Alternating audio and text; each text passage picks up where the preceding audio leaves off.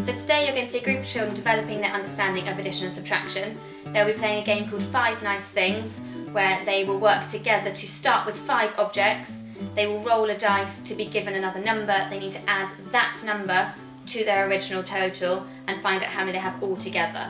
Today we are going to play a game that is linked to our 5 Nice Things activities. So in front of you, you have got lots of nice things. Can you count how many nice things you have got for me? Count and see how many you've got. We'll play different adaptations of this game where they have to be the first ones to get to 10.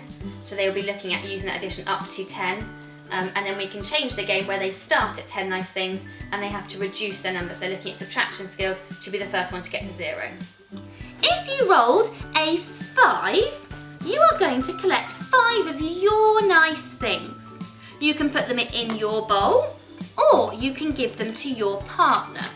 The winner of our game is the first person to get rid of all of their nice things. So we're going to take it in turns to try and be the first person to have no nice things left. So let's have a go. Can our first person roll the dice and see how many nice things they've got to take away?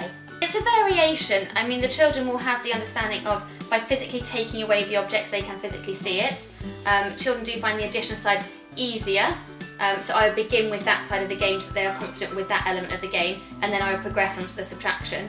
We can, extend children by going up to 20 and looking at bigger numbers, which would make it harder for them because they are having to count out a larger group of objects and count away from that larger group of objects. 1. So what do you do? You're going to give it to fantastic. So now let's have another go. The children will work in pairs. That way that they can work with each other, they can help each other counting out, and they can think of the element of a team game. They will have their resources ready so they can be independent with their learning, and this is a game that I would hope to then see them in their child-initiated discovery going off and applying and playing by themselves. How do we know we counted them correctly? Did we touch each object as well? Because ours aren't in a line, are they? It makes it harder to count. 1, 2, 3. But how do you know if we haven't counted these ones? Shall we start here and count these ones that are in the line to begin with, and then we can count the ones at the bottom? Any misconception that might occur could be due to inaccurate counting. So we will look to be looking at different counting strategies of counting up, putting them in a line and accurately counting the objects that they have got and thinking about how they can check their answer. We'll be looking for accurate recognition of numbers on the dice so that we can help ensure that the game is played fairly. We can use a variety of dice with dots or with numbers to progress on to look at their number recognition as well. So we're going to change the game now, just like the girls are doing. Each time you roll it, I want you to put it into your basket, okay? Rather than giving it to the person, I want you to put it into your basket to see if we can get rid of all of our nice things, okay? So this time it needs to go straight into our basket. So can we roll the dice, boys? So we had to adapt this game. Part of the element of this game is strategic thinking, and sometimes this doesn't work well. So we adapt the game to prevent the children from going forwards and backwards, just passing their nice things to their partner. We changed it in the middle of their game so they had to get rid of their objects so that there would be an end result and there would be a winner. So in the videos to do with counting on and making marks, we already looked at the core skills of counting on by saying the number names in order, and that attaching numbers to values and knowing that the last number that you say is the value of the set overall. So in this video we wanted to explore how sets change when we add to and take away from them. So early counting games are a really good way of helping children to understand how things change when you add to and take away from the sets.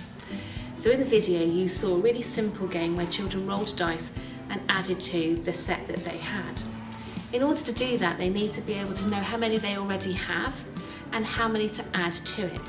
So there's an element of accurate counting involved, knowing to stop at a certain number, and that is how many you have added or removed from your set. So then they can explore how the set that they have has changed by adding to it how many they now have, having added more to the set, or how many they have now that some have been taken away.